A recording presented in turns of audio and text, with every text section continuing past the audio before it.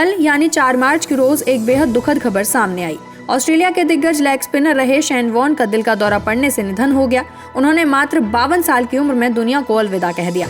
अब सोचने वाली बात यह है कि आखिर यंग एज में फिट बॉडी, खुशहाल जिंदगी, सेहतमंद शरीर होने के बावजूद भी अचानक हार्ट अटैक आना आजकल इतना कॉमन क्यों हो गया है?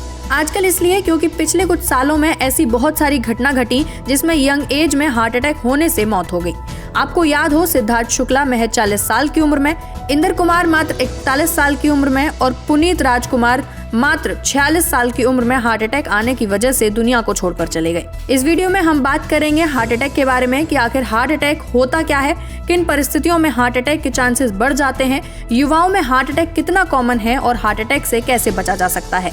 आते हैं हम हमारे पहले सवाल पर कि हार्ट अटैक होता क्या है। हमारे हार्ट की ब्लड सप्लाइंग 3 तरफ से होती है। शरीर में कोलेस्ट्रॉल बढ़ने से हार्ट की नसों में ब्लॉकेज आना शुरू हो जाता है। 40% तक ब्लॉकेज ज्यादा प्रॉब्लम नहीं करता। जब ये ब्लॉकेज 70% से ज्यादा बढ़ जाता है तो हार्ट का ब्लड फ्लो धीमा पड़ जाता है और ब्लड की पंपिंग बंद हो जाती है। इसे ही हम आम बोलचाल में हार्ट अटैक कहते हैं।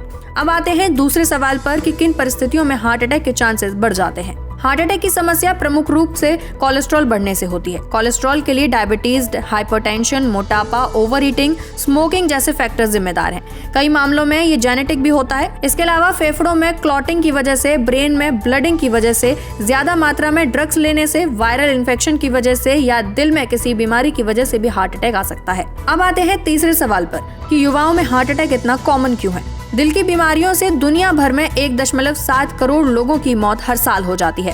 तंबाकू का उपयोग हार्ट की बीमारी के होने के सबसे बड़े खतरे वाले फैक्टर्स में से एक है।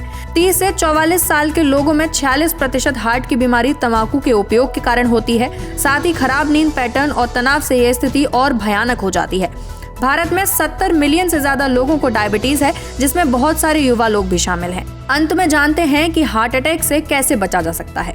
लाइफस्टाइल में कुछ बदलाव करने से प्रीमेच्योर हार्ट अटैक का रिस्क काफी कम किया जा सकता है। वॉकिंग, साइकिलिंग, जॉगिंग और स्विमिंग करने से हार्ट अटैक का खतरा 30% तक कम हो जाता है। वहीं रोजाना कम से कम 10,000 स्टेप्स पैदल चलना चाहिए। जंक फूड की बजाय हेल्दी फूड खाना चाहिए, जिसमें सब्जी, फल, मेवे, सोया और लो फैट डेयरी प्रोडक्ट शामिल हों।